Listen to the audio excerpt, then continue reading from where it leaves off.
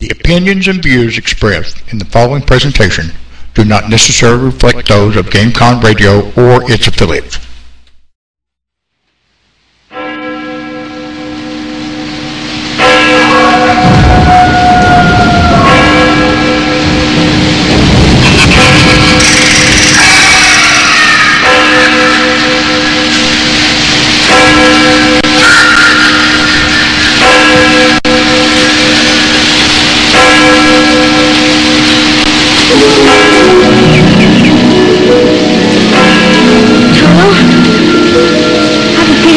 Kansas anymore. Welcome to Banshee's Lair, Visionary Radio.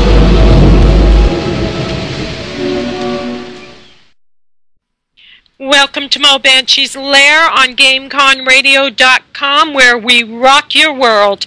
Tonight's guest I'm over the moon to have, jazz legend guitarist Eddie Benitez, and he's waiting in the wings. We'll be bringing him on in a minute. I want to welcome everyone in the chat. I want to welcome everyone who will be listening live, and I want to welcome everyone who will be listening on podcasts, because I realize it's 3 a.m. in England and in Europe, and a lot of people will be listening tomorrow. I think last week 4,000 people from the UK listened to the podcast. I want to thank you all so much for supporting our show. I want to thank GameCon Radio for hosting the show, because I would be lost without these incredible people. The station plays incredible music, has great talk shows.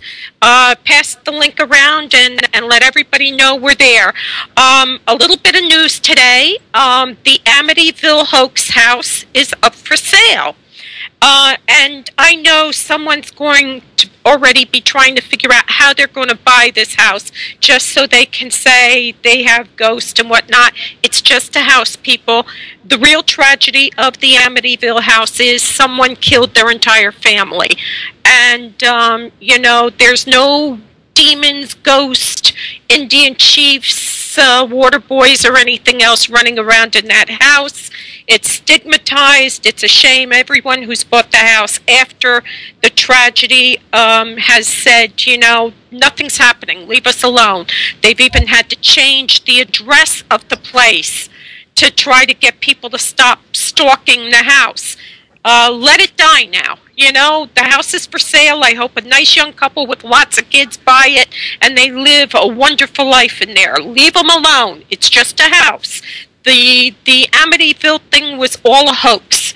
The cat Jody next door turned out to be the pig Jody in the movie and the book. You know, it's all made up. It's a makey up, as we say in Ireland. It's makey up. And so I hope that they get what they're asking for it. It's a shame anybody has to sell the house. I hope it's for good reasons, and I hope whoever buys the house enjoys their life there and let it die now. It's just a house. We are very conscious of what's going on in the Gulf. I don't know how the United States government allows anybody to go in and drill in the ocean bed without a game plan in case something breaks. But evidently the government did, and nobody thought this would happen, and now we have a disaster that is like biblical. I hope our government gets their rear end in gear and fixes that problem and stops that leak. And I don't care if they have to stick a congressman in the pipe to stuff it to stop the leak. But, you know, we're destroying habitats. We're going to wipe out species of animals. The manatees are already migrating to places they've never been seen before. So please, the United States government, wake up. I think, okay, I'm getting messages, but I don't know where they are. So, okay. So, without any further ado, our guest tonight is Eddie Benitez. Welcome to the Lair. Thank you very much, and it's a pleasure to be on the Lair. Thank you. I talked to you today, and I got to tell you, your music is stunning, but you knew that already, right? No, to me it's just music. I go into the studio and hear melodies and put them together right in the studio. I don't write at home music. I don't have any preset ideas at home or anything. I just go into the recording studio and hear melodies and start creating songs. So that's how I do it. Where do you draw the inspiration from it? Just from life? Well, most of it comes from actual angelic beings that I hear. They play me melodies, and I actually do hear them, but one of the songs on my last CD, Visions of Angels, A Child's Love, I couldn't find a track to write, to think about. I was like, nothing in my brain. And I had my little daughter with me, Amanda, and she inspired that one of the tracks, A Child's Love. And then Mr. Howard Hewitt, a friend of mine from the old days, he was with Shalimar. He came down and sang the track for me. It's such a beautiful track, and he did a great job with the vocals. Good.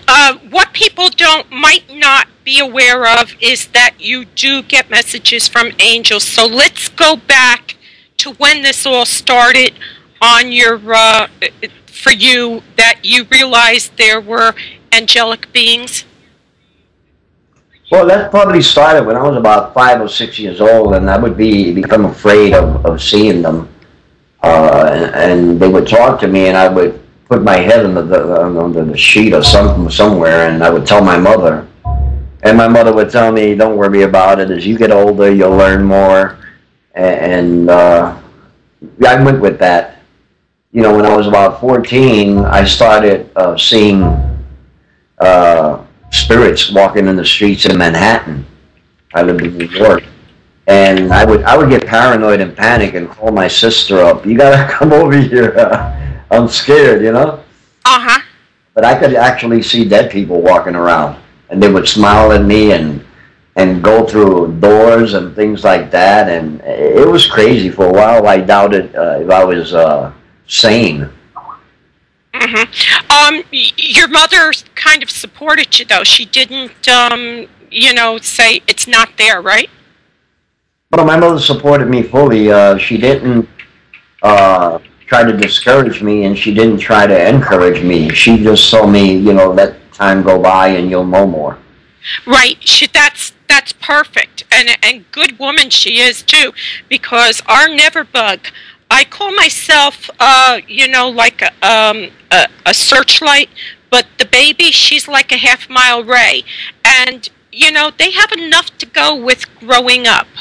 They don't need all this extra stuff going on. So it's best to just be there when you need them. You know, you parents have to be there when they're needed, and then not encourage it, but don't sit there and say, it's not happening, because that is confusing on its own too, you know?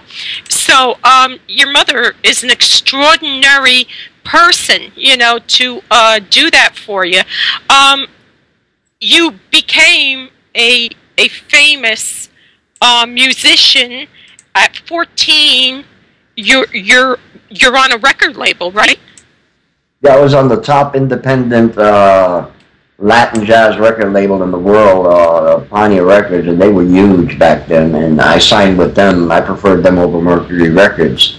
So my first album with them went gold, and my second.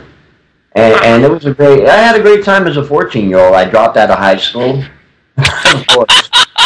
Yes, that is a great time for a 14-year-old, because our 14-year-old is giving us grief about school. You know, they laid down a lot of money in my lap, and I said, I don't need school. But then when I was 23 and I went through cancer, I realized, you know, I needed to do something. So I went back and got my GED and went to St. Francis College in Brooklyn and got my degree in psychology. Very cool. Let's talk about, you know, you kind of had the rug pulled out from under you, right? With this cancer. Can you tell us what happened?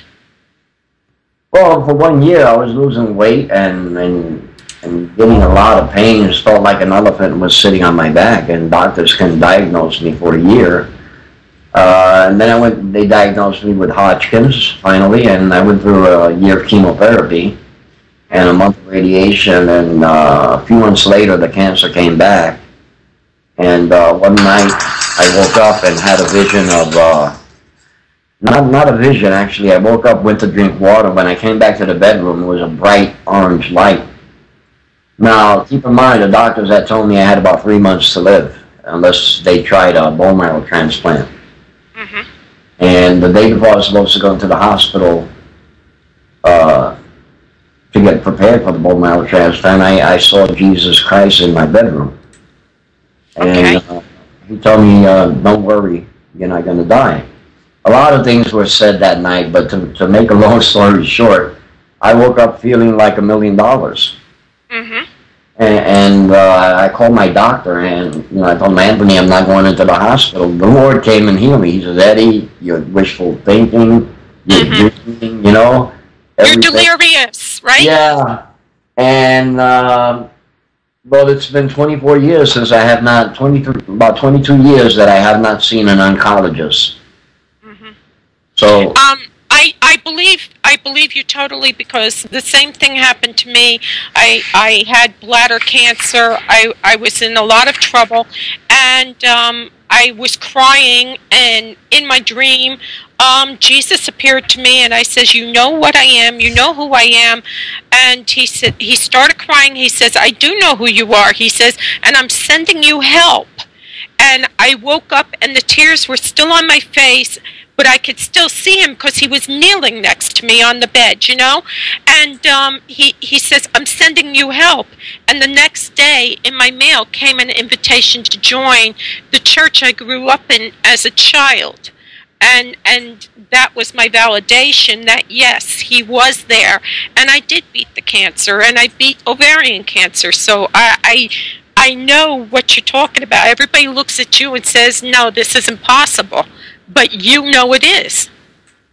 Well, you know what, then I went on my search to find religion, and then I found out religion wasn't real. Right. That, the church was created by an alleged apostle named Paul, who proclaimed himself the 13th apostle, not by Christ. Mm-hmm. So, when you read about Paul and you read his letters in the Bible, you can pretty much know that he was a fraud, and he came and mentioned the word hell a lot and how angry God would be and things like that. Yeah. And, Jesus never talked about things like that. The church is supposed to be a support system, not a military. It's not a government. It's not supposed to be like that. It's supposed to be a support system for people who, know God is real. And, of course, there are people who think they know God isn't real. And the church, somehow in history, got all changed around to be this government that's going to beat us into submission. What do you think? Well, you're right about that, and I have a book out called Angels on My Stage, and by way of angels and the angel Gabriel, I was revealed a lot of things, Mm-hmm. They told me a lot of things, and I have there a lot of prophecies, and also how the churches started, the building of the churches, and things in that nature. But the thing is that you just need that oneness with Jesus and God. That's the most important thing. Right. My father used to say, nothing brings you closer to God than being in a foxhole or being on a ship in a battle. And then you know who God is because you're probably going to meet him pretty soon, And I was listening to you earlier about that Amityville house, and I think I might go partners with a few friends and buy it, and we're going to write a book. And okay. Might as well do a movie too. The Amityville Horror 4, the things You'll be rich. You'll be rich. Eddie, this is Brian, and I've told you about Brian. He's one of the team, and he's my co-host. Brian, hi, how are you? Eddie Benitez. Hello, Brian. But the main character in the Amityville book will probably be Ahmed. Oh my God! I see a demon coming to me. Oh, oh my God, help me! You know? Oh my God! You talk about beating a dead duck or something. I swear to God, I read that this morning and I thought, oh, you know what this is going to be like, a run on the bank. People are going to be standing there screaming, I got to get that house so they can make another movie or write another book. But you know what? Maybe you and Alice Cooper and a couple of others can get together, buy the house, and you can like have tours. Well, us alone in that house would be scary. You know, we'll all paint our fingernails black and the makeup and everything, and people would just be scared of us. I'm telling you, I read that and I was like, you know, just when I thought things were going to die down about that whole thing, I'm like, oh my God. It's like $1.1 billion. Yeah, yeah. You could even convince people that it's really haunted and turn it into like a sightseeing place, you know, for travelers. Right, I had a haunted like bed and $100 breakfast. for a half hour. Yeah. Oh yeah, you could have tours in it all year round and make a fortune. Yeah, What a that nightmare. make a lot of money, you know. Yeah. You wrote the book. What brought about the book Angels on the Stage? Basically, all of my experiences in life, including personal experiences, my professional life, and the encounters I had with angels, and with the angel Gabriel, and with my co-writer Mary Ellen O'Brien. You know, she's a great writer also, and I'm not. So, so I know that feeling. Yes. So we put the book together, and it's a great book. You know, I think it's great, but then again, you know, that's about me. But I about the truth. I tell the truth. I tell like it is. Like the prophecies I received, you know, they've been coming out. They're real, and they actually came from the angel Gabriel, and the angel Gabriel actually appeared to the other writer, Mary Ellen O'Brien, when we were being interviewing for the book. Very cool. Can you share that with us, or you know?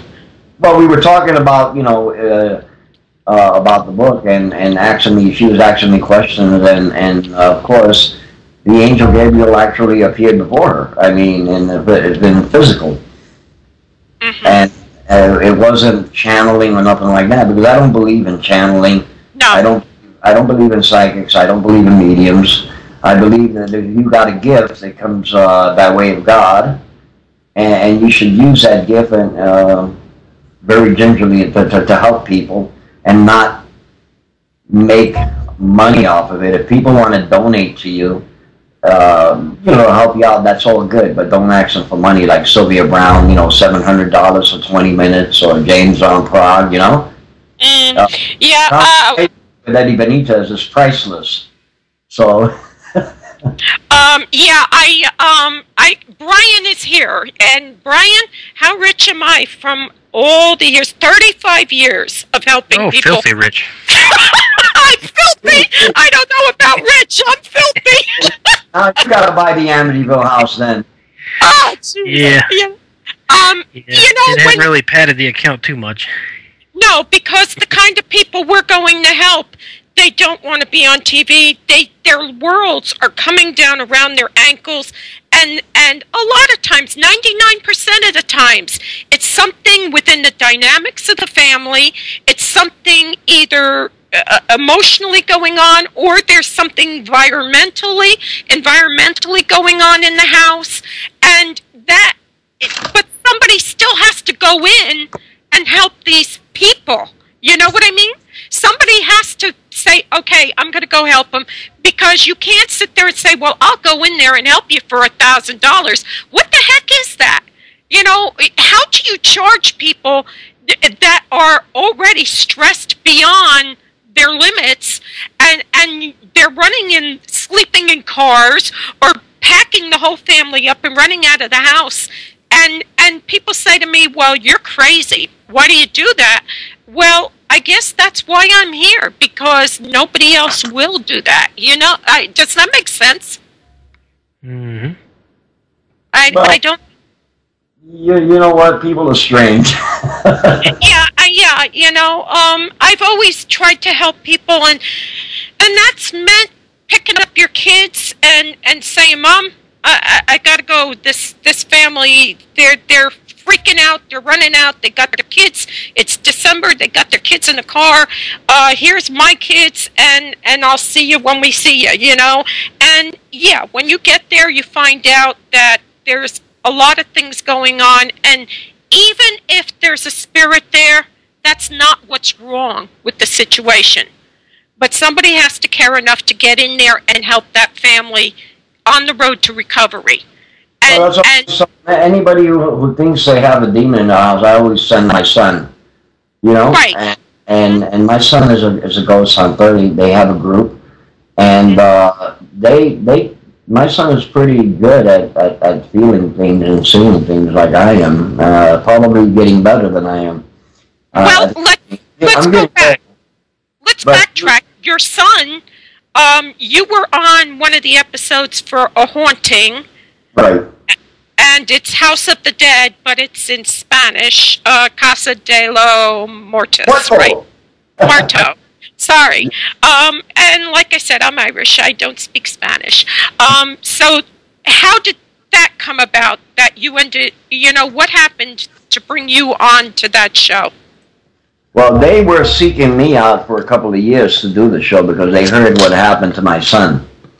Okay.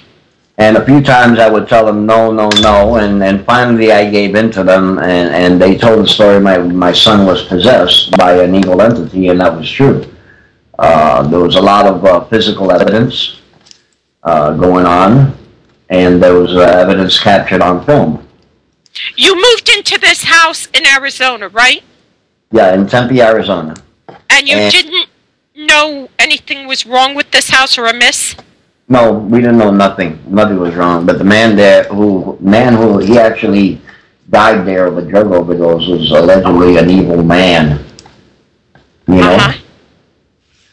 And he committed a couple of murders, and came in Georgia. He committed a couple of murders in Atlanta, and then spent 10 years in jail out there, and came out here and moved 3 houses down from his daughter, which was the house that I had. And he was an evil man, was racist, would go around beating up on people for nothing. Okay. You know, for no reason at all, he would beat up on people and use a lot of drugs and everything. So, you know, I looked at the house. I didn't know anything beforehand, but, you know, 2 weeks later, weird things started happening. Okay. But, are you still there? Okay. Okay, stuff started happening right after you moved in. Now, I have to tell you, I haven't seen it in English. I just saw it in Spanish. And the focus of this whole thing was on Julian, right? Your son? No, it was on Eddie Jr. Okay, Eddie Jr. Okay. Actually, Julian went down to audition for the role of my son, because Julian's an actor. But they didn't know he was my son, and he got the role of my son. Okay. And just to give a little props to my son, the actor Julian, he's doing a movie with Denzel Washington. They start filming next month. Oh, very cool. Yeah, I'm proud of him. But Eddie's also going to be in the next series of The Twilight. Okay, very cool. Congratulations, Eddie. Talent here, but Julian played the role. Eddie was possessed, and since that happened, Eddie now can hear things. He does writing also. Spirits write through him. So he's pretty much in the field with me, kind of. You know, I asked God, why am I here? I'm a musician. I don't want to do the spirit thing, you know? Right. But every time, when I least expect it, something comes up. Let me ask you, what happened? What kind of behavior was the tip-off that your son was possessed? Well, he was a mild young man, and all of a sudden there was a lot of anger coming from him, and his face would start changing, like it wasn't him. Okay, I got you. I know what you're talking about. It's as if you're looking at somebody else. Right, and one night we went into his room, and we actually seen him hovering about 6-7 inches above the bed. And that's when I knew something was wrong. But I try to look for a scientific method to find probable cause. Why is it happening? Through science. And we took him to doctors, had all kind of mental tests on him, physical, blood work, everything you could think of. I mean, we spent a fortune, and everything came back negative. Right. We had I called a Catholic priest to come to the house, and he did, right? And I just called him, I just wanted opinions at that point, The Catholic priest walked in, it wasn't shown on the Discovery Channel, but when the Catholic priest walked into the kitchen, all the kitchen cabinet doors were opening and closing rapidly. So the priest, he ran out the house. Okay. And I ran out behind him, and I said, "Father, where are you going?" He said, No, I cannot deal with this. What does that remind me of? Casper, the Friendly Ghost, with Father Guido Sarducci, where he says, "Who you going to call? Not me."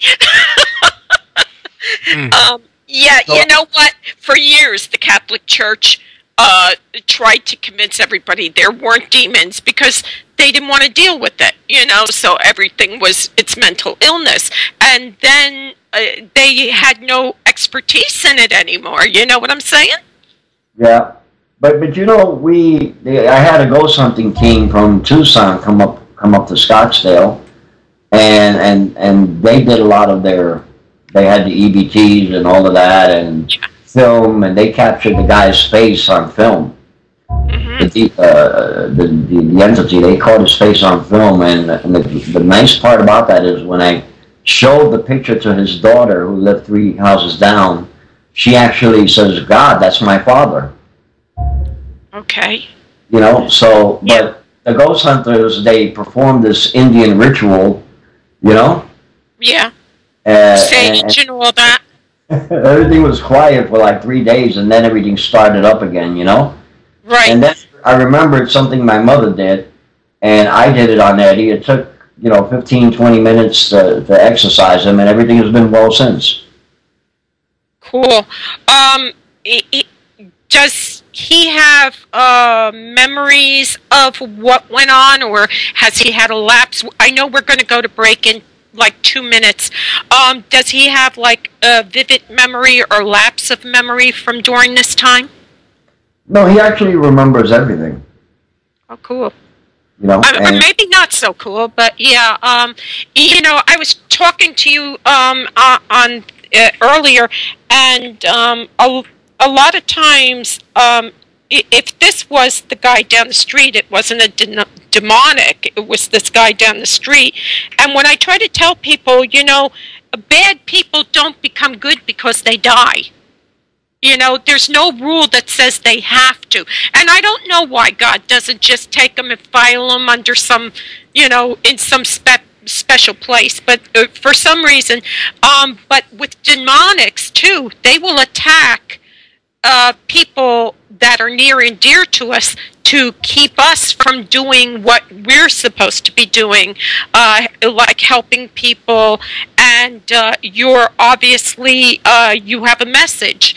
And so now you're being sidetracked by this taking care of your child, And so that's what demons do. They kind of go for the weak one in order to undermine the strong one.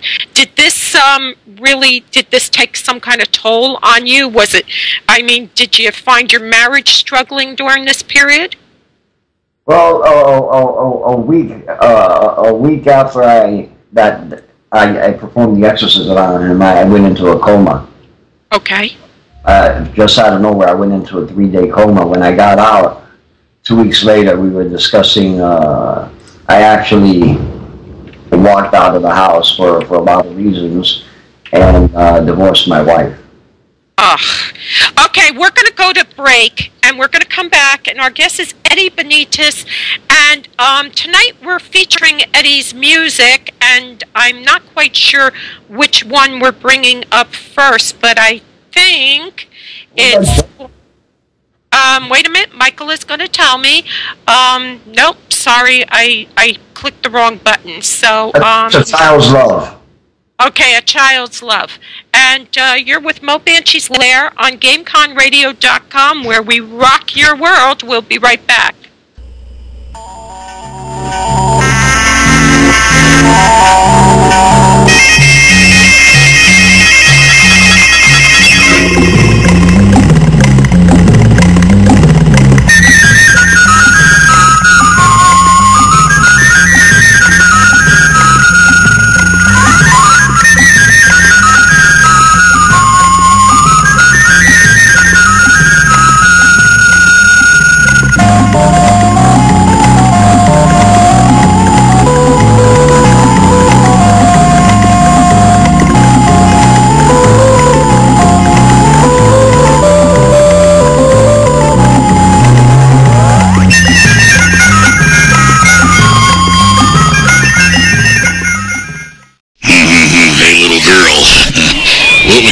For a Klondike bar. GameCon Radio, the station your mother warned you about. You've got questions. Who are we? Where do we come from? Are we alone in the universe? Is there life after death? Where can I take a class and really learn about demonology? Now, get the answers. For a decade, the American Institute of Metaphysics has offered the ultimate in courses designed to serve as the foundation in your search for life's questions. The courses cover a variety of subject areas and consist of wide-ranging alternative sciences, theories, and philosophies. Each course comes complete with textbooks, work materials, and instructions. The courses allow you the freedom to pursue your own areas of interest according to your schedule. Whether it's UFOs, life after death, demonology, cryptozoology, and more, you've got questions. We've got answers.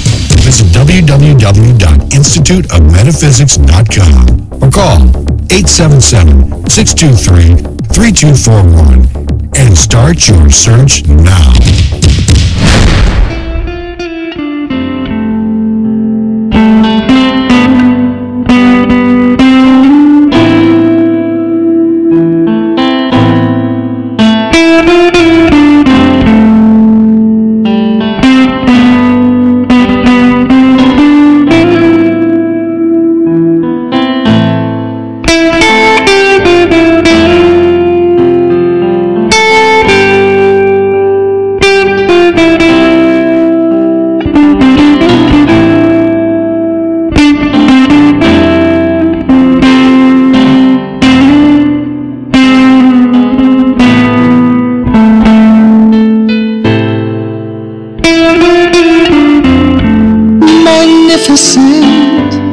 Such innocence, God and all his angels sent a gift to me. Life became complete in this crazy world wrapped in my arms. I'll protect you from harm. You're my life, my love, my child.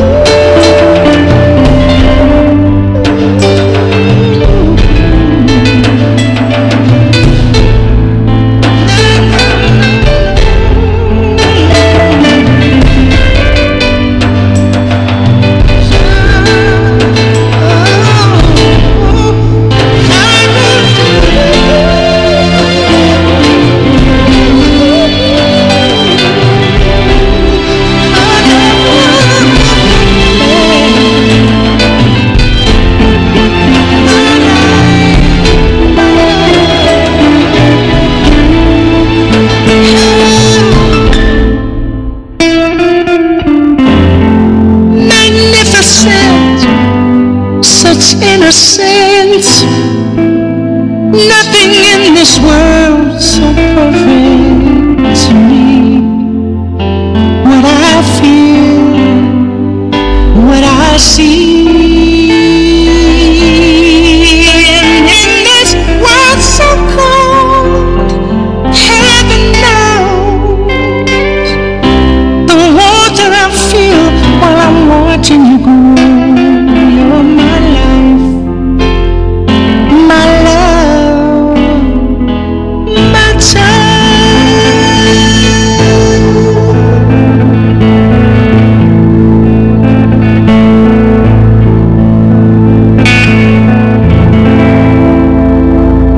I love you, Daddy.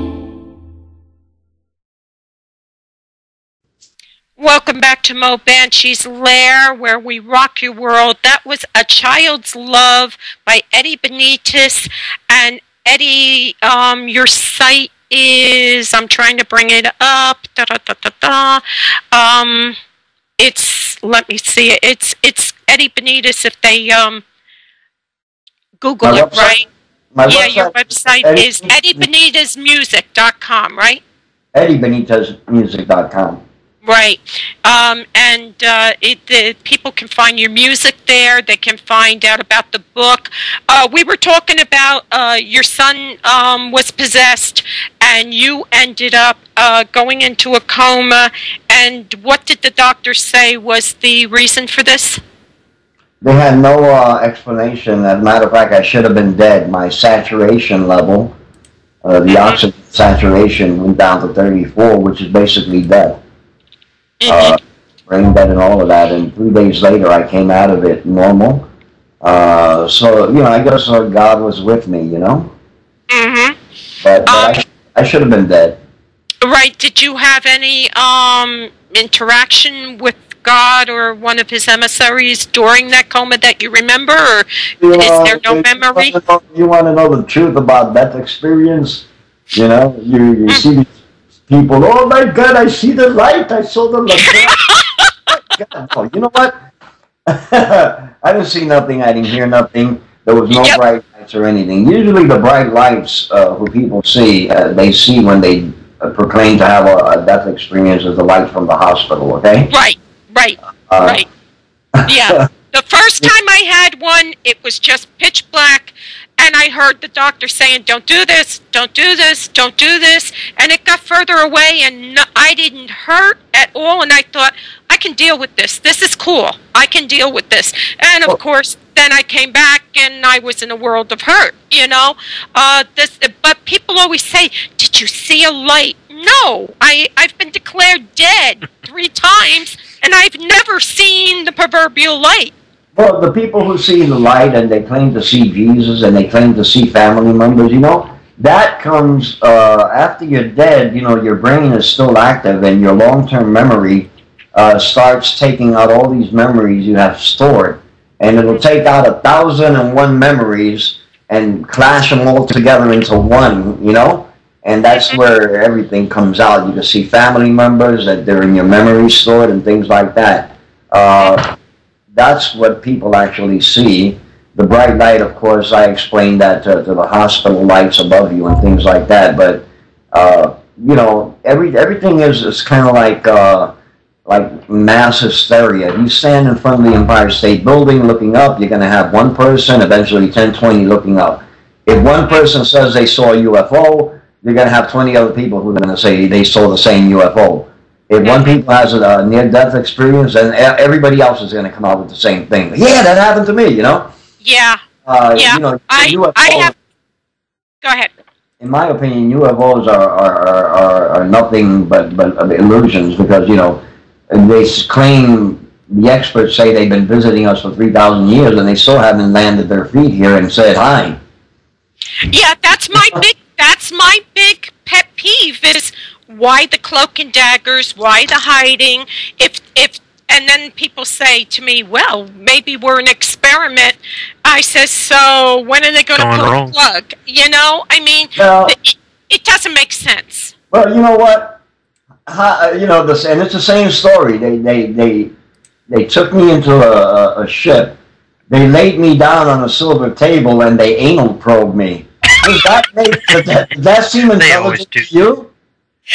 No.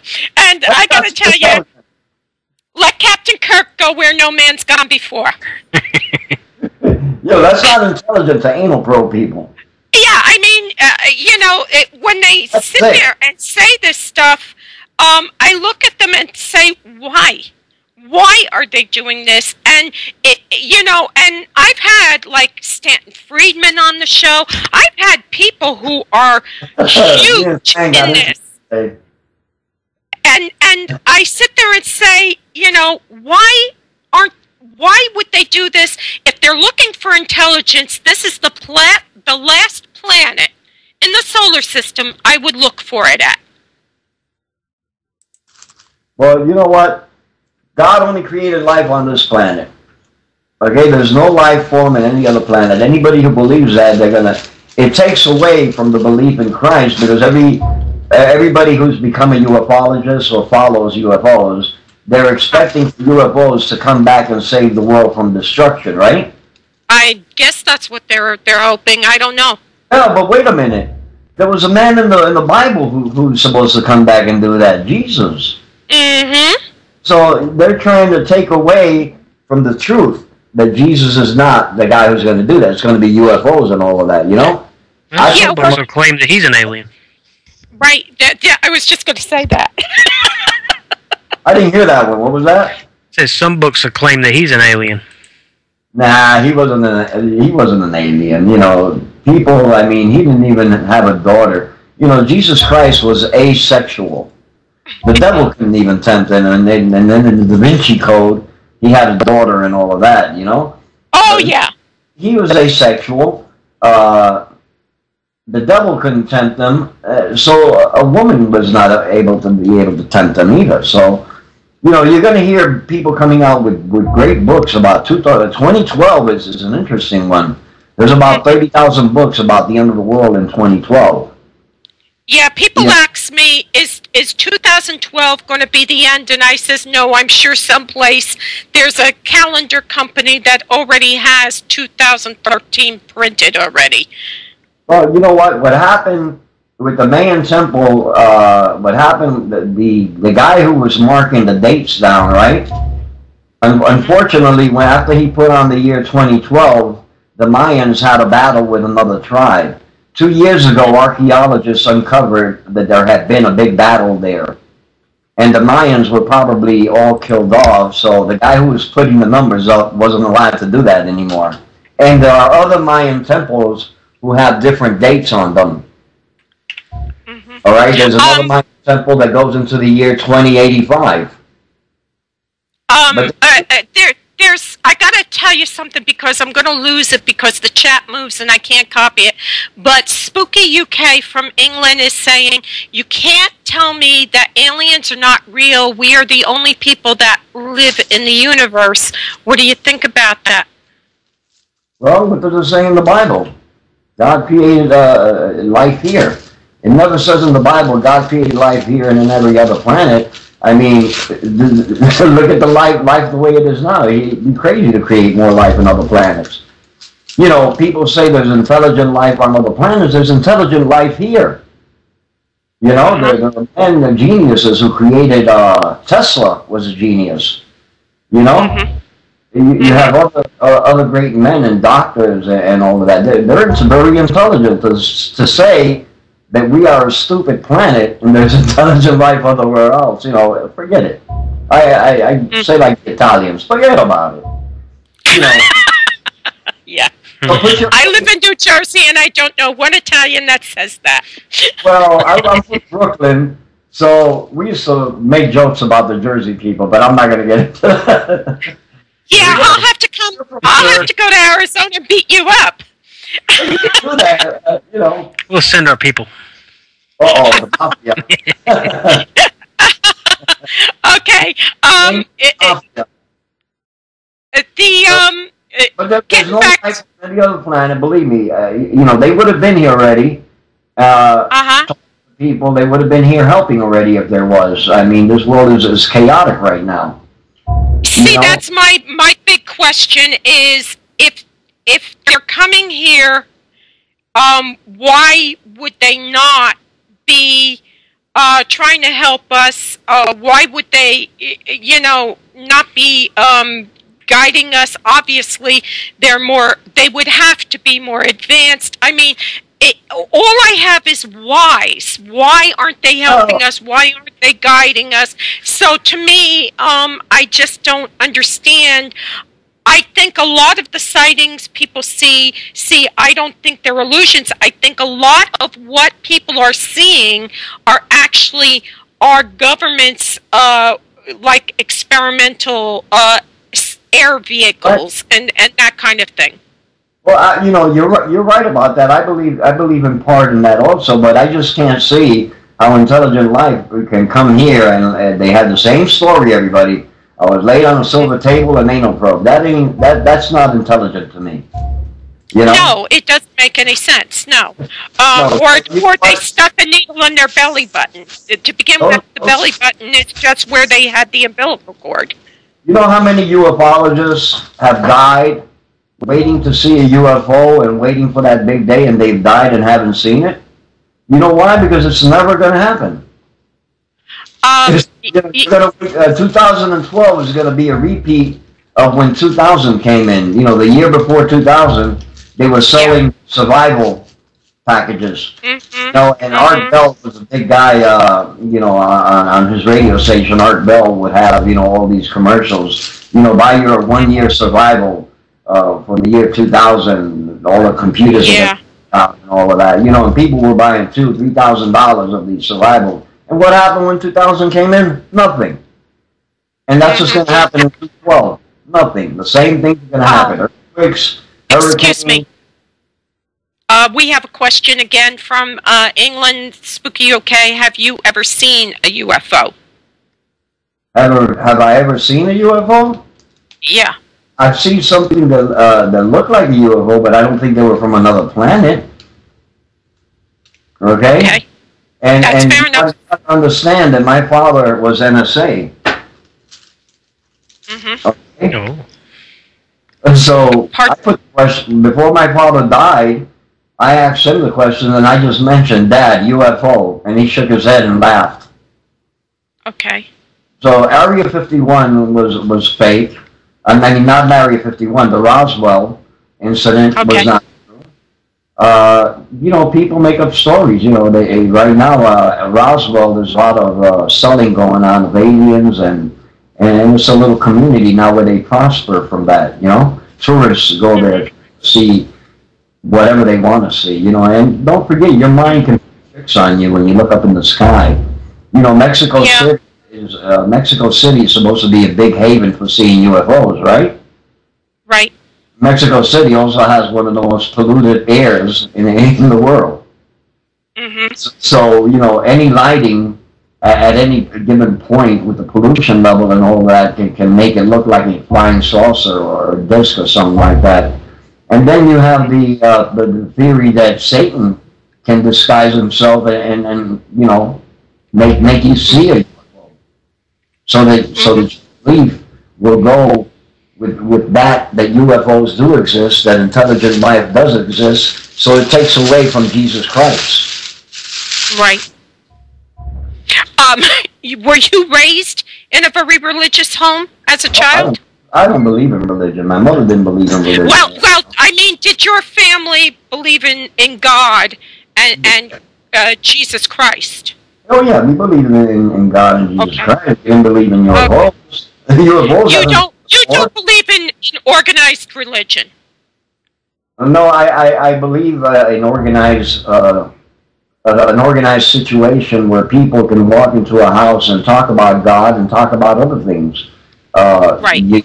And worship not only God but worship each other as friends, and talk about everything, But when you go into a church now and they have 30,000 prayers, and every church proclaims to be the right one, and when the young man asks Jesus Christ, what can I pray? How is the prayer? Jesus answered him by saying, here's the prayer, our Father who art in heaven. Jesus only gave one prayer. All right?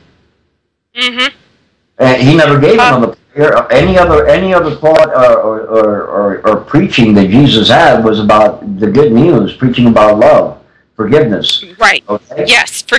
Acceptance and forgiveness and accepting your fellow man, and that was one of his big criticisms. What that people criticized him for was consorting with the wrong kind of people. But I believe if you're going to show people that you are not godly, but you understand God is love, the only way you can do this is by displaying love and accepting people.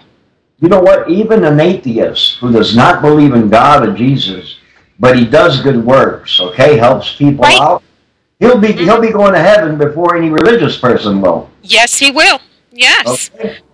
Yeah, I want to just remind everybody listening that, until, solid proof that UFOs, it's one of those topics that people will believe or not believe, and you can't get riled about it because everybody has their own understanding of what it is, and some people say, look, I know there are UFOs, which actually is unidentified flying object. It doesn't mean it's an extraterrestrial spacecraft, but be that as it may, until one lands in Washington, D.C., I'm going to have some trouble buying into the whole thing, but that's just me. And I'm not asking other people to believe that because of me. And so, everybody is entitled to what they understand and believe. And I also believe that, number one, God did create this world, and I know if I was God, I'd be looking and saying, boy, did I make a mistake there. I ain't blowing that one again. Imagine if he had created 3 or 4 different worlds and had to really burn his brain out thinking, why did I do this? Can you imagine him looking and saying, boy, that was an F. That was a failure. My son has joined us, okay? Oh, hello. Welcome to the lair. Thank you. Yeah, your father is... He's not possessed now. Okay, your father is an extraordinary gentleman, and I understand you are too. You have GoBetweenWorlds.com? Yes. Yes, you'll have to visit me over at the asylum, asylumcam.com. I'm Mo, and, anytime, we can help you out with anything, let us know. Your father says you remember that whole episode of The Possession? I remember most of it. Just when I actually got possessed, there was a certain part I kind of blacked out on, that I really don't remember much of what happened, so... Do you ever get nervous that it could happen again? No. Cool. You're a strong person. Yeah, that experience made me a lot stronger, mentally and spiritually. So. And what do you draw your spirit, your strength from? My faith. Yeah, caffeine. Just my faith in God. So. Right.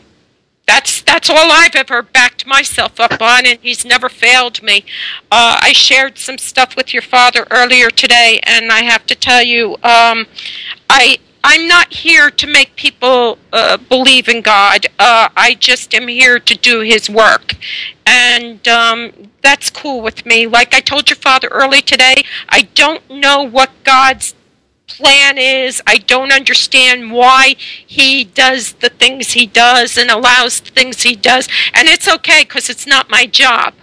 You know what I'm saying? That's not my job, so that's his job. I got my own work to deal with, and if you walk in the street and see a stranger and smile at that stranger, and that stranger smiles back at you, you just did God's work. That's right. That's right. And when I was in San Francisco, I was shocked at how many people were afraid to even smile at you.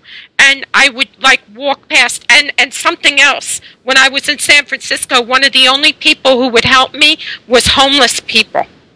and one prostitute. So that's a sad commentary on our society. These people came to my rescue, basically, and kept me from getting mugged, kept me from being run over, and these are not the people who society would say is the cream of the crop, you know?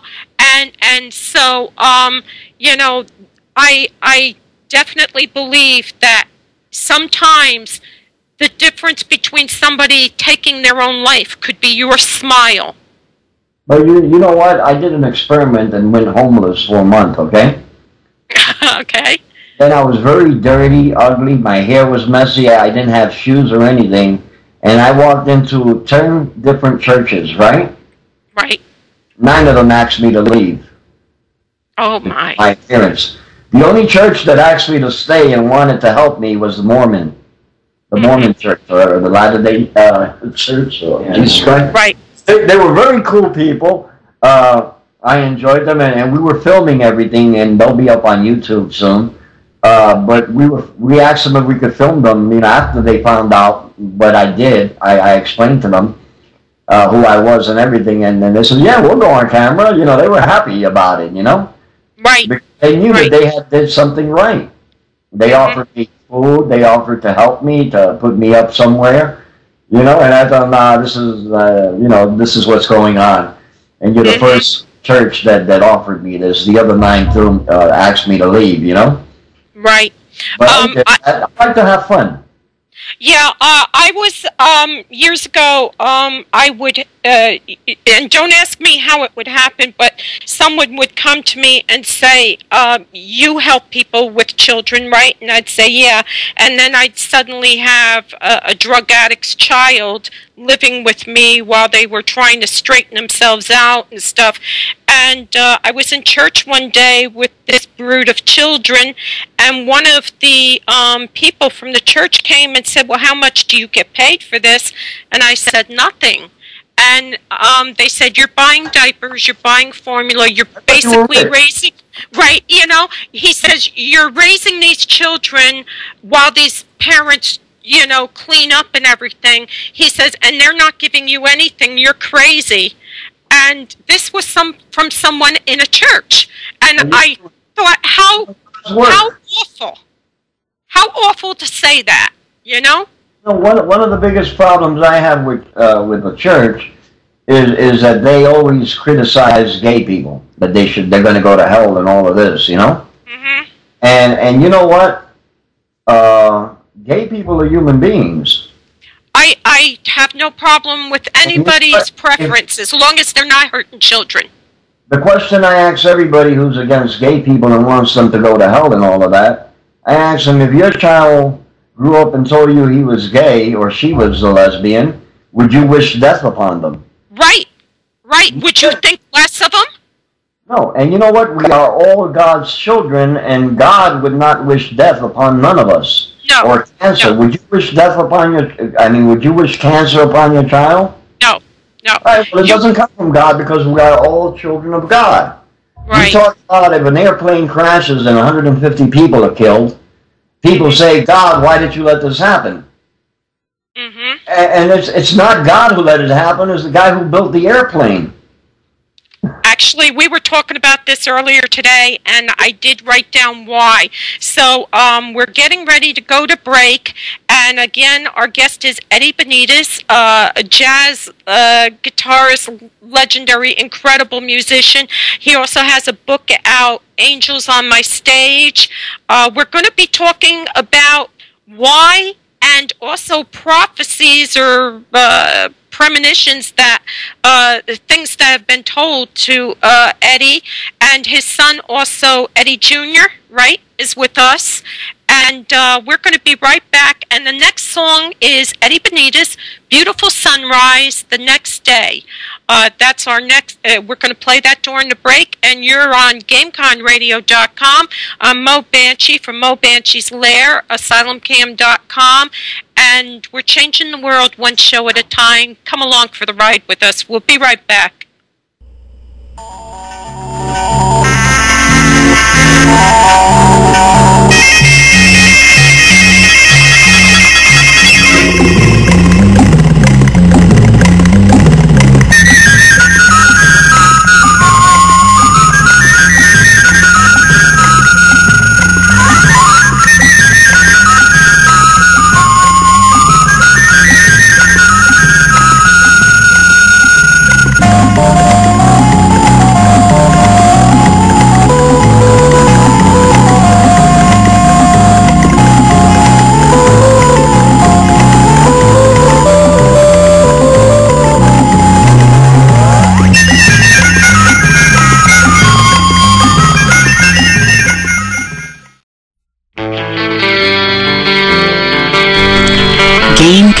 Radio, your music source for the gaming community.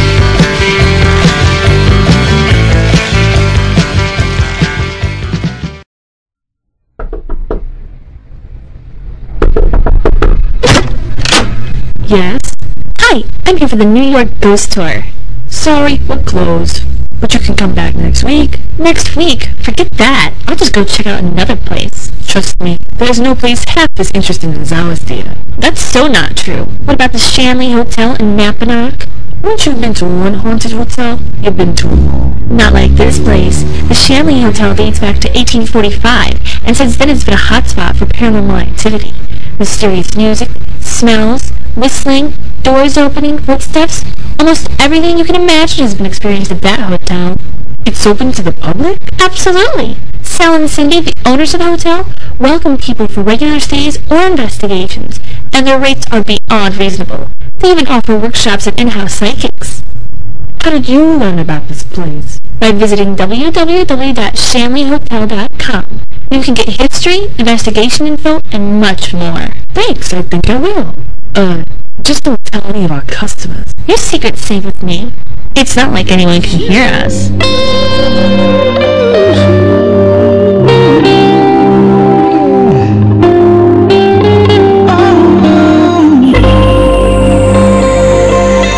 When everything is said and done, we are one. We possess the power in our soul. Even in the darkest night, feel the light. Let the inner vision take control.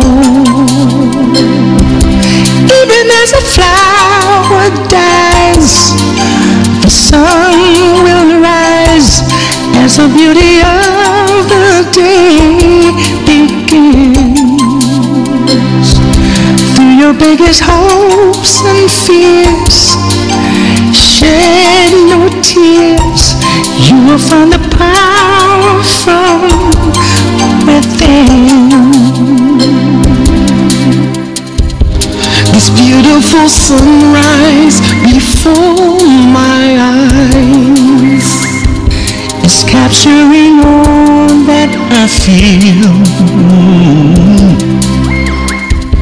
This beautiful sunrise before my eyes convinces me love is real.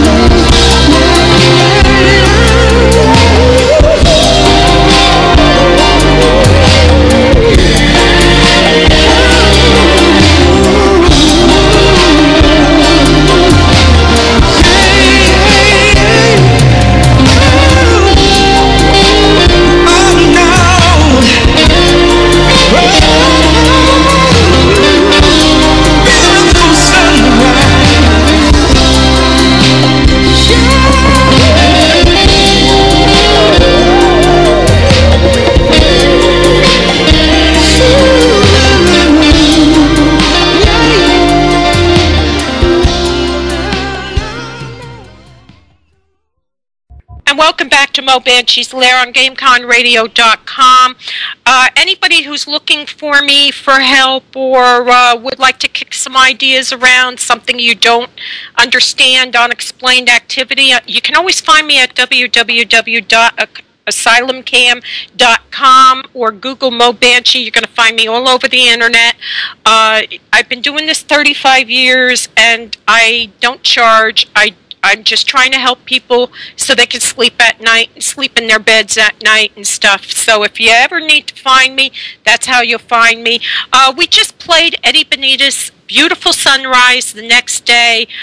Incredible music. Eddie is our guest, and we were talking about, we only have like 30 minutes with Eddie left, so his prophecies, things he's been told, but we've been talking about why. And we were talking about this earlier today, and people say, well, children are sick, and people were killed in plane crashes. Why does God let any of this happen? And what did you tell me, Eddie? Well, man created the airplane. Man's creations are man's destructions. And like when an airplane crashes and 150 people are killed, people are quickly to blame God or say, why couldn't God stop that or anything like that? But you know what? God gave us all free will, our individuality, our individual soul. And, we create things, and unfortunately things happen. I hear a TV or something. No, okay. I agree. God gives us, he's not insinuating himself in our lives. My doctor has a saying, nothing is free. If you take an aspirin, it's going to impact your body one way or another, and, we make decisions that impact our lives, whether we like it or not.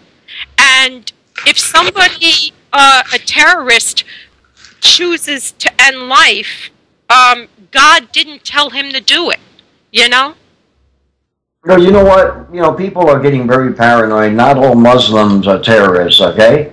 They have their belief. And the thing is, Muslims, the Nation of Islam, has been around for thousands and thousands of years. America has been around. America has only been around for 200 plus years, okay? Mm-hmm. Now, we're trying to go into the Middle East and make democracies out of countries that have been around for thousands of years. Right. Let them be. God, will let things happen as he wants. When he sees there's a change needed, he will do it. But for America to go over there and try to make them into the democracies, it's totally impossible, and we're going to get them mad, angry. They're going to come in suicide bombings, 911, things like that, Mm-hmm. I've met a lot of Muslims. Some talk about terrorism, and some talk about God and Allah, and they're very nice people, You know what? There's good and bad in every race on the face of the earth. Oh, yeah. And you can't hold any nationality or ethnic people hostage to a few, and excuse my expression, but arses. You can't, just because one is a jerk, you can't sit there and say they're all jerks. One of my best friends is a Muslim, and she is a wonderful, wonderful gal, and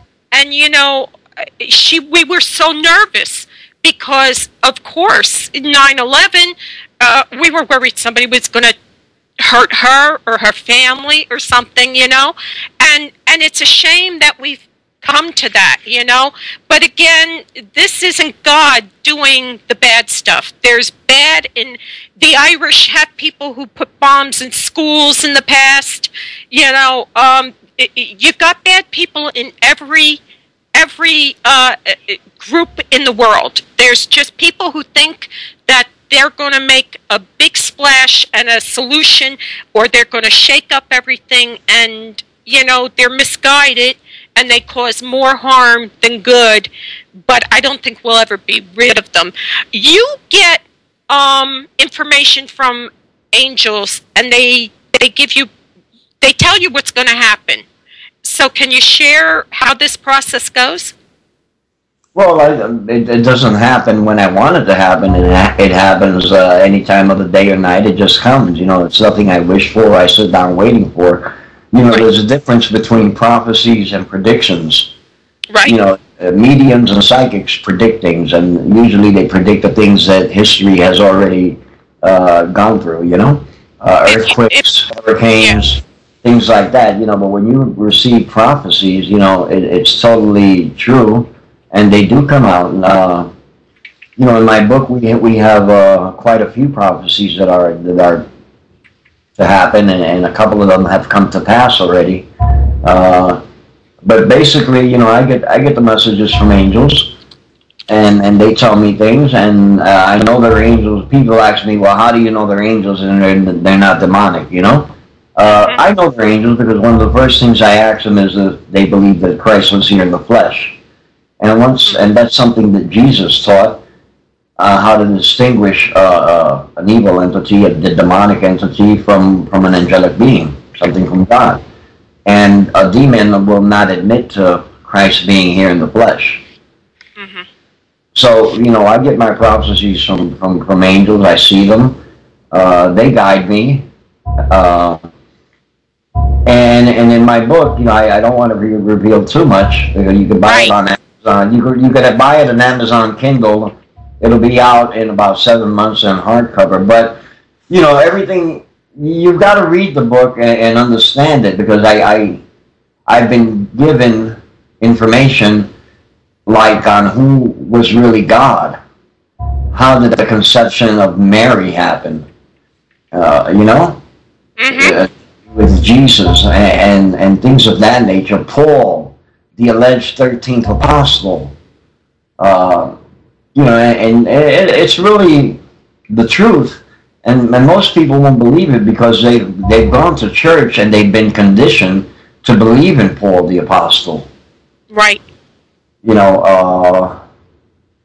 was another prophet, I guess Martin Luther, who created the Pentecostal church, right? Right. And one of his beliefs was that if your wife couldn't get pregnant, your wife should go behind your back to her husband's brother and get pregnant by him, and not tell her husband. That's a bad idea. That's crazy, right? Mm-hmm. Yeah. So most of these alleged prophets, I think they were off the wall. The Book of Revelations is probably one of the biggest off the wall books. Okay. That I've seen. I mean, he was put on an island because he was insane. Mm-hmm. All right? Yeah, if you read Revelations, the book of Revelations, it almost seems like somebody was taking a drug. Well, I don't know about you. It's very hard to follow. It is odd. Right, because a lot of times, what they believe to go into a meditative state to talk to God, they would use opium. Right. Okay? And Nostradamus was the same thing. He'd go into these drug-induced stupors, and they'd start mumbo-jumbo and all this stuff, Well, take some acid, and you'll get some prophecies. I've never done it. No, I don't want to. If that's what it takes, no thank you. But you know what I mean? They can make you hallucinate and everything. And this guy who wrote the Book of Revelations, I mean, he was off the wall. I mean, Ezekiel was off the wall. A lot of people don't know the difference between a prophet and a guy who just wanted to write a book and they put it in the Bible. A screwball, right? So you have to learn and have knowledge. A lot of books were not put in the Bible. Mm-hmm. And they chose the books to be placed in the Bible very carefully. Mm-hmm. So I would tell you that 50% of the Bible is true and 50% of it is men who were under the influence of opium. Mm-hmm. Let me ask you, what can you share with us in the way of prophecies? In the way of prophecies? Yeah. Well, eventually planes are going to drop out of the sky. Okay? Yeah. And they told me that planes will drop like birds falling dead from the skies, okay? And it's basically starting to happen in a way because, you know, if you have 3 or 4 volcanoes erupting at the same time at anywhere in the world, right? Yeah. But planes are going to drop out of the sky. All right? With everything that comes out of a volcano, the ashes and all of that, the engines won't be able to work. Right. And a good evidence of that is that volcano that erupted under the ice in Iceland, and they had to shut down travel in the air for days, and are still shutting it down.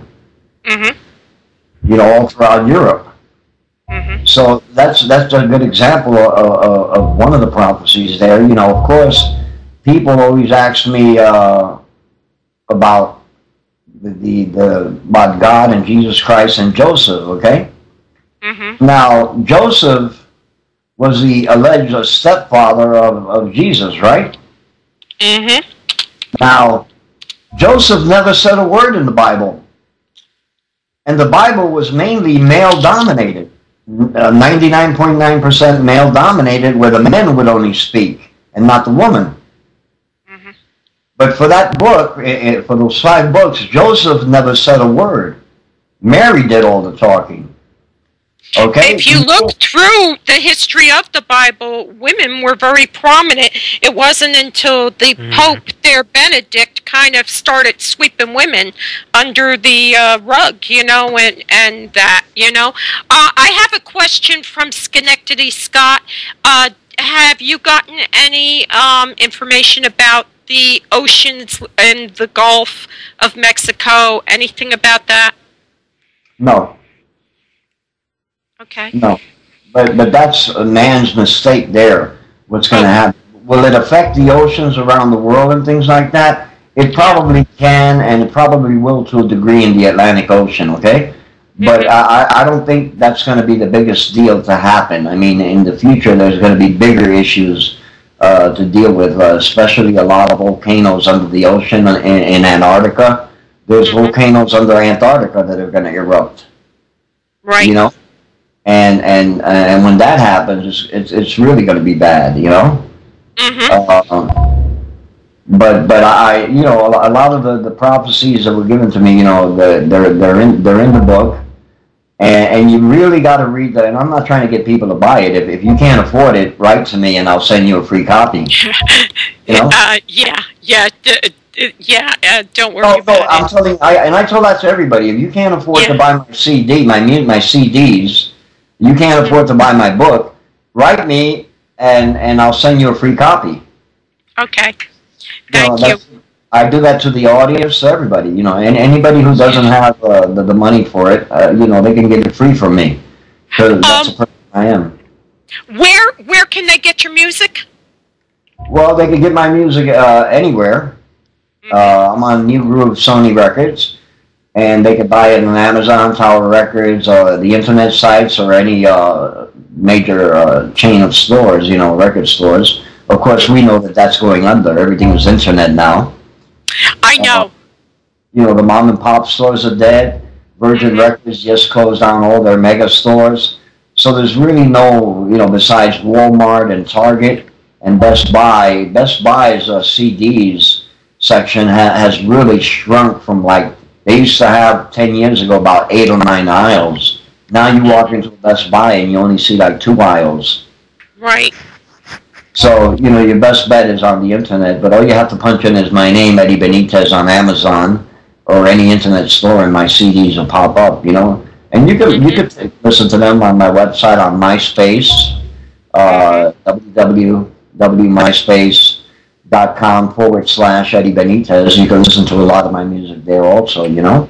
And, you know, I've seen YouTubes, too, of you performing. So there's options there. Like I said, when you came on, you're an incredible musician, and God has gifted you with a great talent, and that's a wonderful thing.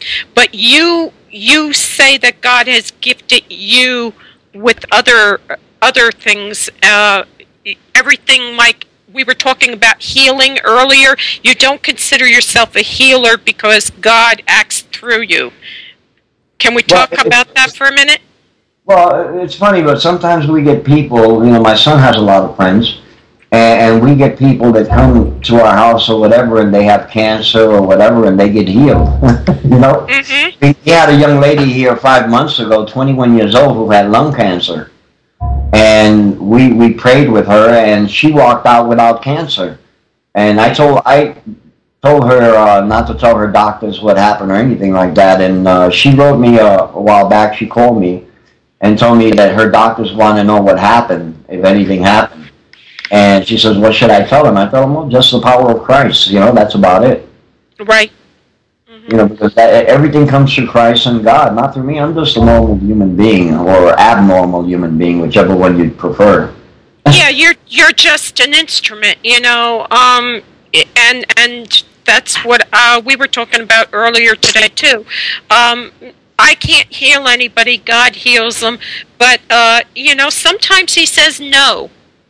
Even to me, He'll say, "No, I'm sorry, that baby's going to die," or "No, and like I said, it's not up to me to know why God does what He does or where He's going.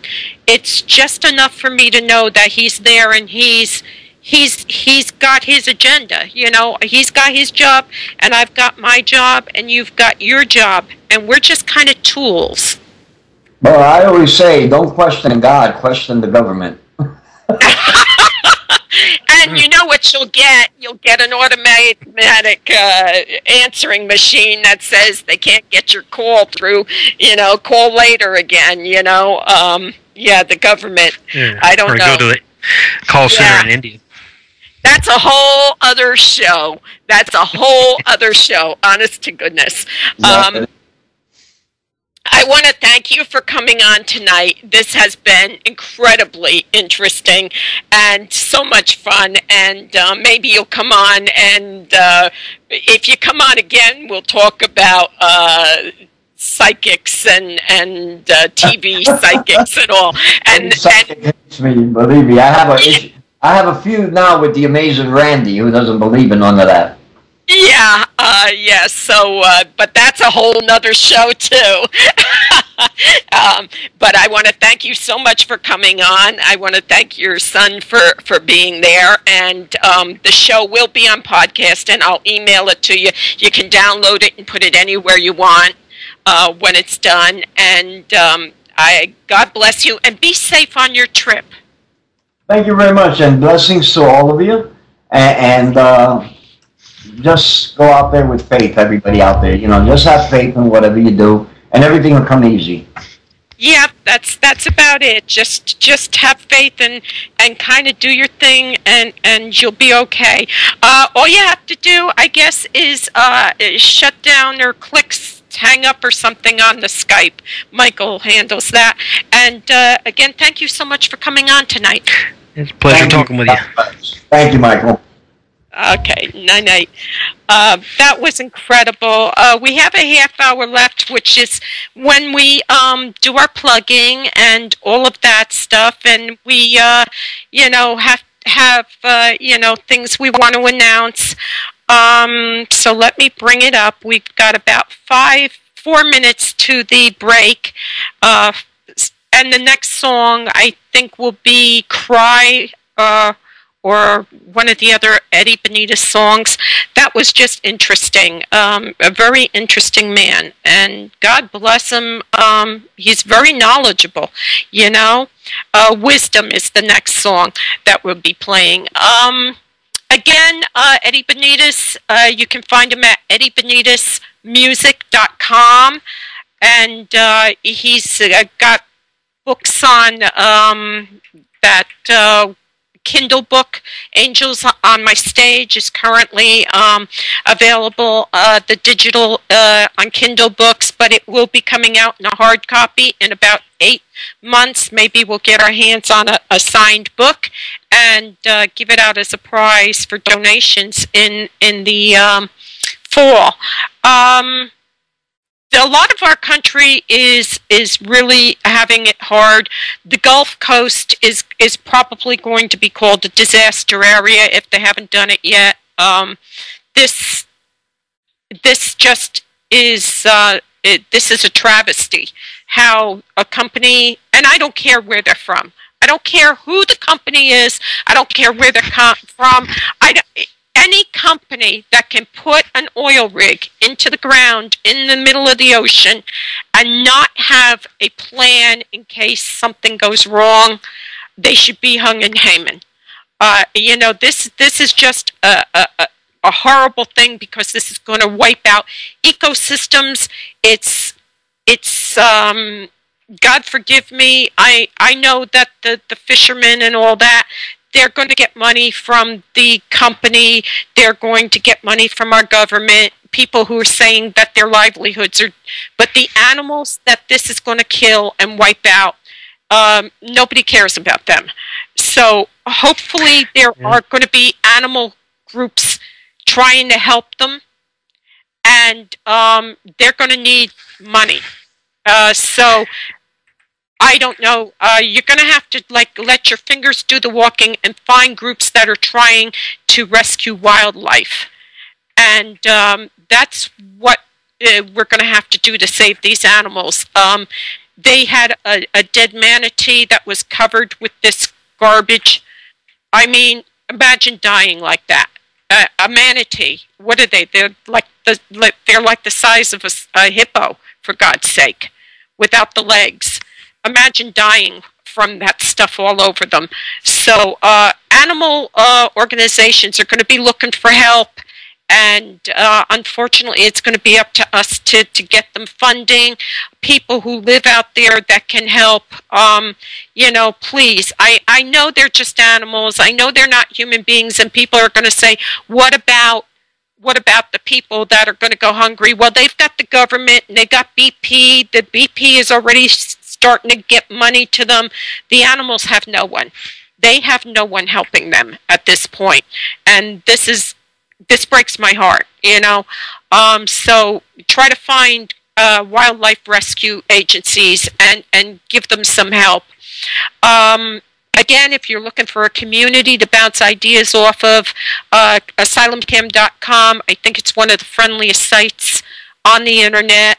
We keep the light on, and anybody who has questions, needs help dealing with something they can't explain, we're always open, and you can PM me or PM any one of the staff. Somebody will get back to you, and we'll do the best we can to get you help or help you out.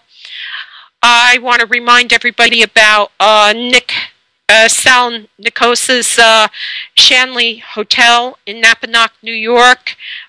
Great place. They have stuff going on all summer. Great place to go ghost hunting. I know Fort Mifflin is going to have a lot of stuff going on. Fundraisers, weekends. I don't think they're doing all-nighters because they just don't have the staff to supervise it, but they are going to be having ghost hunts and whatever else, that stuff that they do there. So, you know, Fort Mifflin, the fort that saved America, we are in Memorial Day. Let's see. To download our Asylum Cam newsletter, it's on MediaFire. You can go on the site and you'll find a link there. The newsletter is filled with great stuff. It comes out every 2 months, and we should be releasing that pretty soon. Dead in the Morning with DJ Deadeye and Annette Munich. That's on 9 a.m. to 11 a.m. Mondays, Wednesdays, and Fridays. And I believe on Fridays they have predictions from Dean Midas Maynard. Reapso Radio on Jackalope Radio, Reap and Polly. They have their own little spin on the world, but it's okay. Everybody knows them there. And It's break time. Let's go to break. Teddy.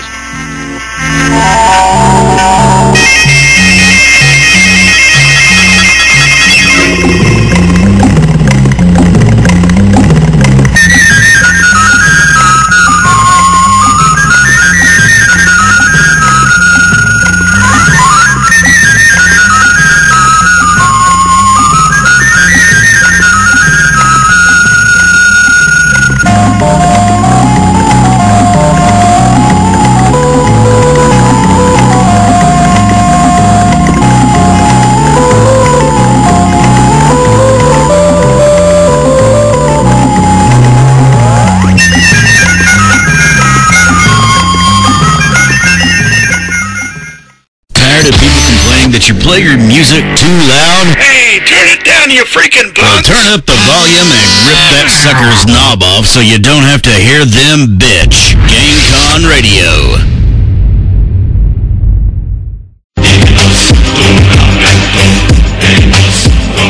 Bishop Long and the American Institute of Metaphysics is proud to announce their class on demonology.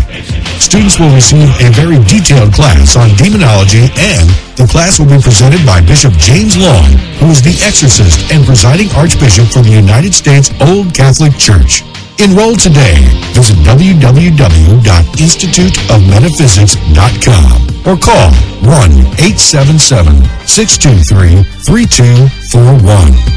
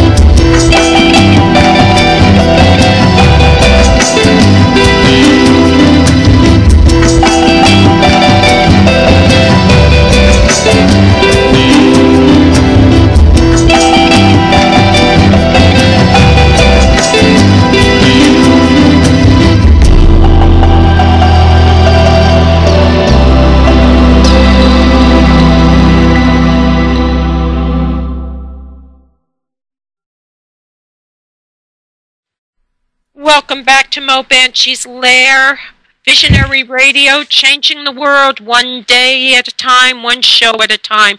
Our guest tonight was Eddie Benitez, and you can find him by Googling him.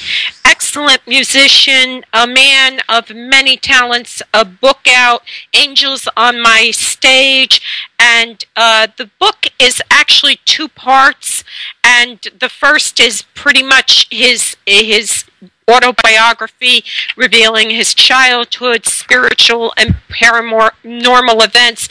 And then the second one turns to prophecies and messages that he's received. And he also takes a pretty stern look at what he calls charlatans, people who, fake mediums, fake psychics, and the like. And he has some pretty strong opinions about that. Angels on My Stage is currently available on digital edition on Kindle books. His books, his music can be found on iTunes, Amazon, everything. He was a wonderful guest, incredible guest. Next week, our guest is the 2009 Scream Queen for movies. I don't know exactly what they call them, but she's a Scream Queen, and let me bring up her name so I don't screw it up. I don't know what I did. I kind of lost it here. Michelle Tomlinson. She was known the Scream Queen for the month of November 2009. She's a recipient of the 2007 Shriek Fest Film Festival's Pretty Scary One to Watch Award. That's a lot of award. She's wow. She's an actress, and she makes some really great stuff. She's been voted 6th of the 10 hottest B-movie actresses, and she's very funny, and she's just a pistol. I think you're really going to enjoy this show. She's going to be joining us next week. That's Michelle Tomlinson, Tomlinson. And then after that is June 8th, and it's Jason Offutt. Offutt, and he wrote a book called Haunted Missouri, a ghostly guide to the Show Me State's most spirited spots, and he's going to be on June 8th. June 15th, we're going to have Melissa White. She's a friend of Willie Walker Gibson, and she has a site on Facebook called Spiritually Speaking. And then June 22nd, Al Sullivan, Matawan Historical Society. He's going to talk to us about the Barrows Mansion in Matawan, New Jersey. Both Brian and I were there, and he's also going to talk to us about the history of embalming. Embalming became big during Gettysburg because people wanted their soldiers' bodies back to bury, and it was summer. So they brought in this guy who brought in modern techniques for embalming and enabled parents to bring their children home, I wanted to touch on a few things, but we're kind of getting real rough on time here. We're going into Memorial Day weekend. Memorial Day is Monday. You don't have to be a warmonger to thank a veteran for serving their country. We are the United States of America. No matter what country you live in, there is someone who fought for your principles, for your rights. And these people deserve your respect. They deserve a thank you. And I don't mean, hey man, thanks. Just say thank you for serving. Because a lot of these guys don't come back the way they left. Human beings, the reality is we are not programmed to kill. We are not actually programmed to kill other human beings. And this takes a toll on you. And post-traumatic stress disorder, it's a lot of things. It's from living living on the edge, and it's from having to sleep with one eye open for months at a time.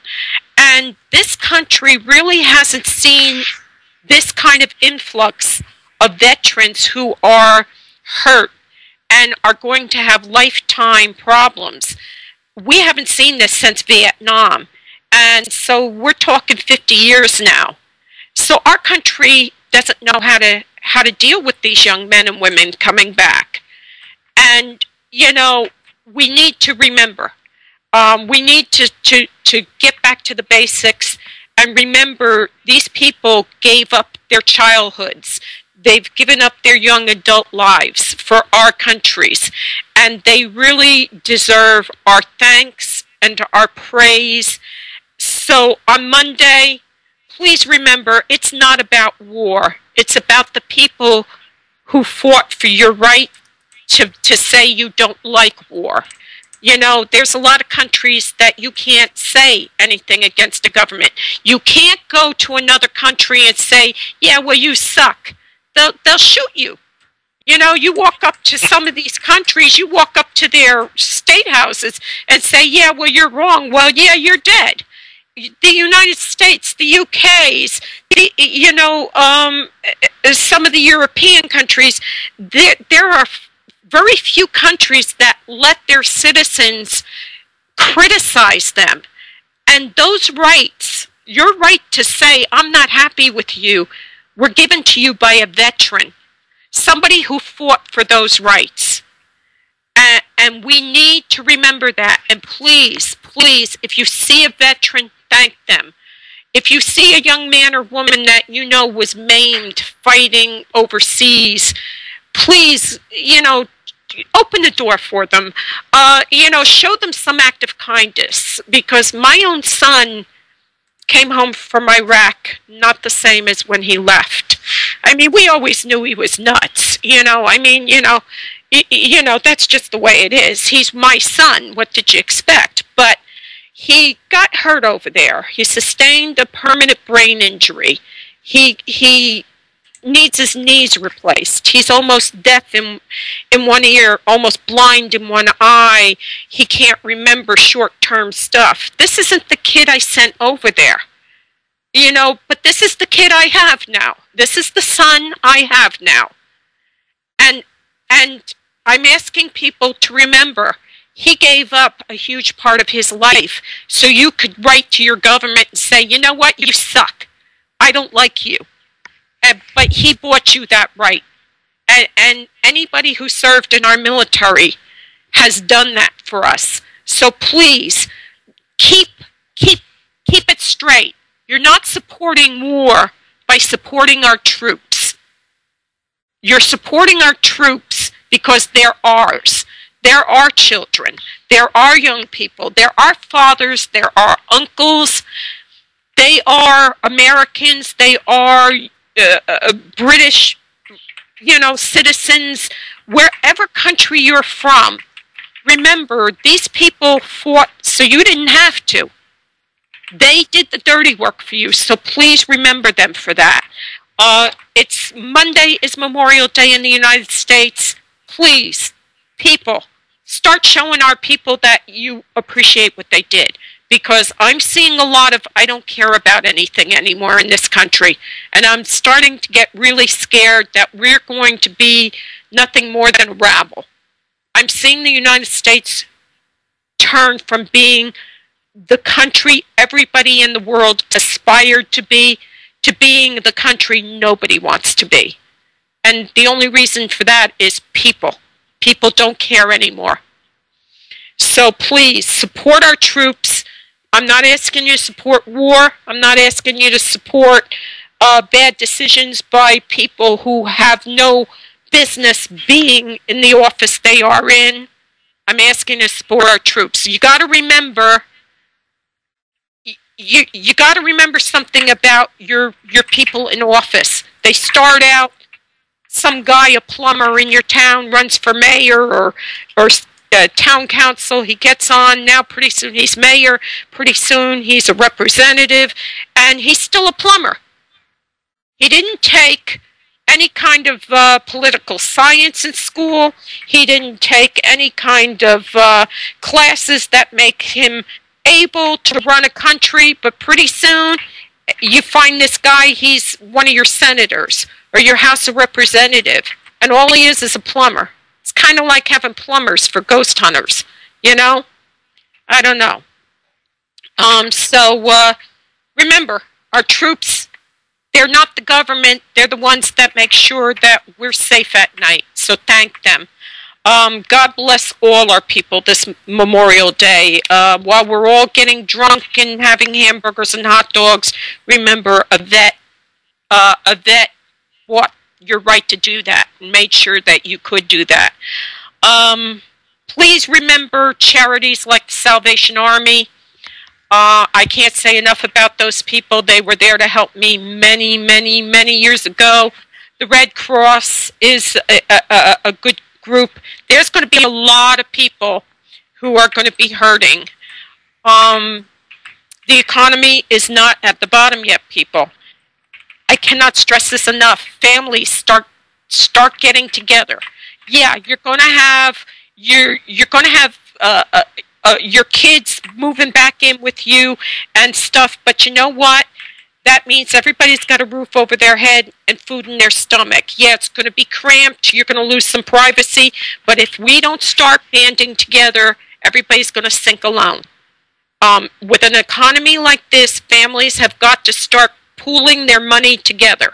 They have to start pulling together. They have to make sure each other is okay, and you can't do that when you're scattered all over. So please, start thinking of the big picture and get out of the I want a Game Boy and I want this and I want to go here and I want to do that, because right now the money is not going to be there. And I cannot stress enough that we are not at the bottom. And VX Lama is saying she's going to move into my apartment. That's okay. You can come, Janet. There's a bed there for you. And animals. When times get hard, animals and children suffer. If you can, donate a bag of dog food, cat food to your local shelter. If you know somebody is losing their house, you know they had animals there, please make sure they don't leave those animals in there to starve to death because they don't have the money to drop them off someplace. My neighbor downstairs, Morgan, brought home a kitten. There was a box of kittens, and the people actually said if they couldn't find homes, they're going to drown them. Number one, shame on them for letting their cat get knocked up. Number two, shame on them for, you like that, huh? Shame on them for saying after the kittens are 6 weeks old, we're going to drown them. Be good stewards. Animals don't deserve this stuff. So, animal shelters need help taking care of animals. Animals from floods, disaster areas, somebody's got to help them. We're busy. Our government takes care of the people. Somebody's got to take care of the animals.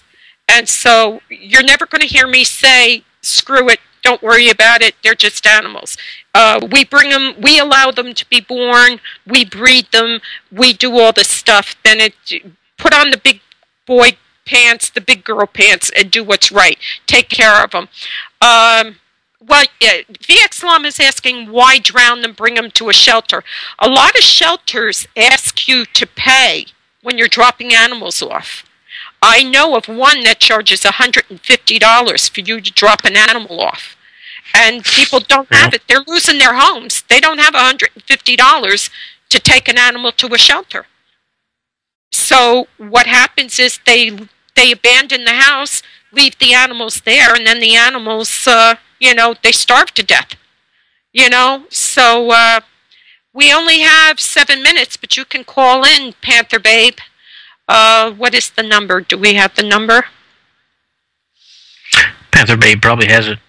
417-553-4277. If you want to call in, we're almost at the close of it, but I just tried to copy it. It didn't work.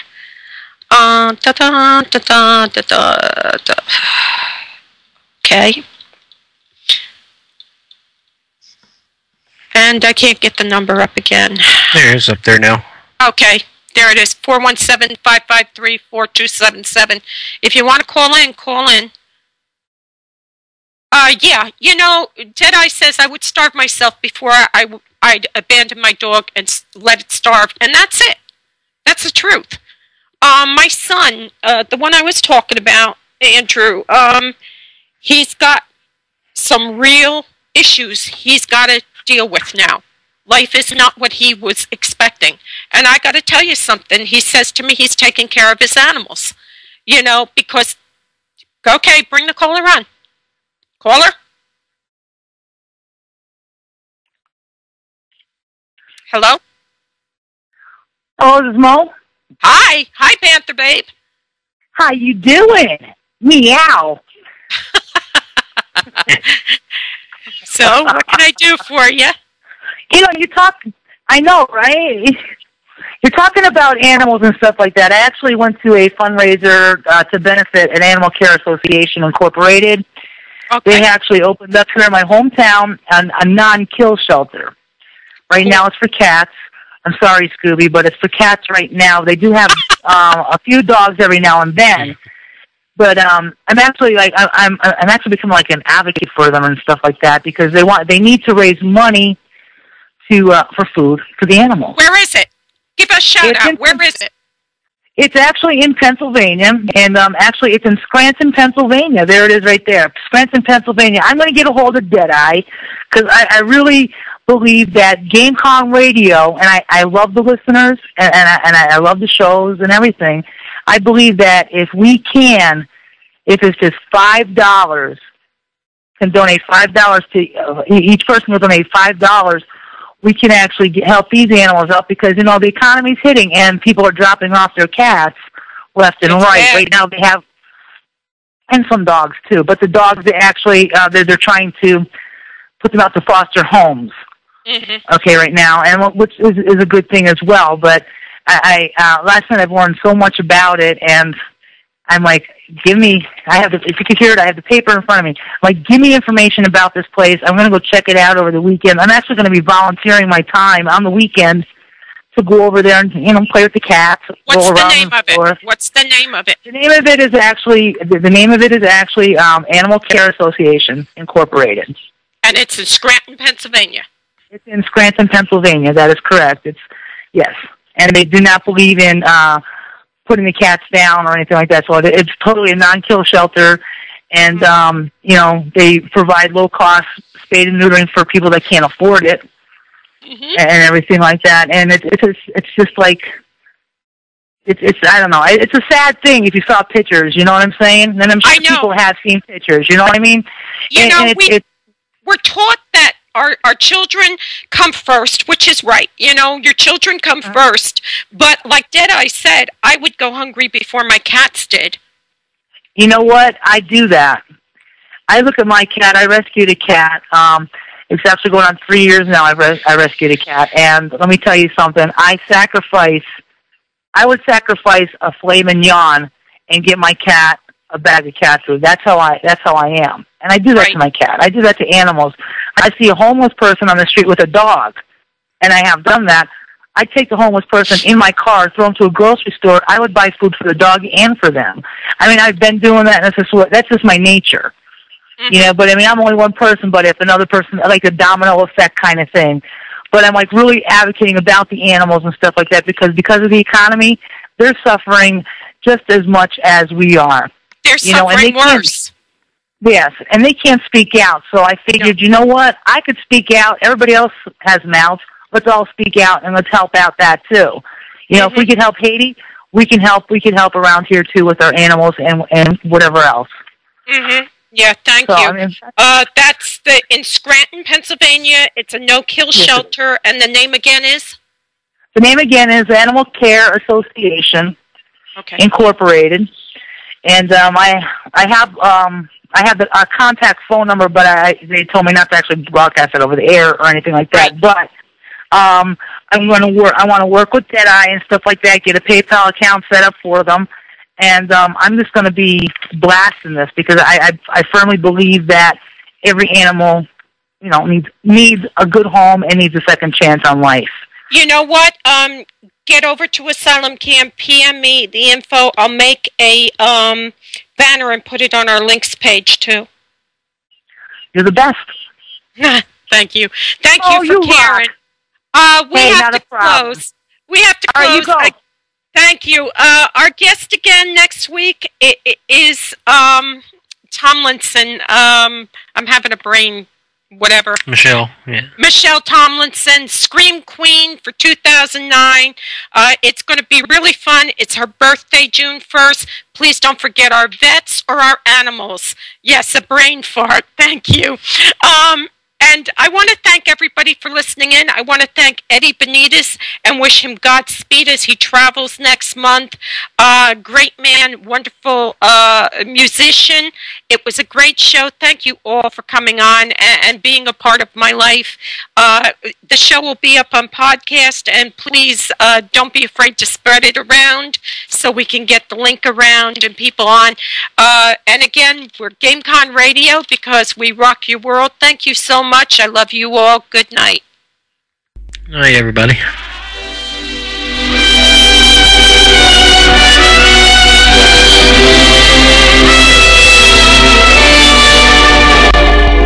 On behalf of GameCon Radio and SamCam.com, Mobansh would like to thank you for listening to Mobansh's Lair. Mobansh encourages listeners to send in guest ideas. Mo can be reached at the SamCam.com Steam page. Previous recordings of Mobansh's Lair are available on mobansheslair.podomatic.com. Mo wishes you and yours a blessed week. Good night.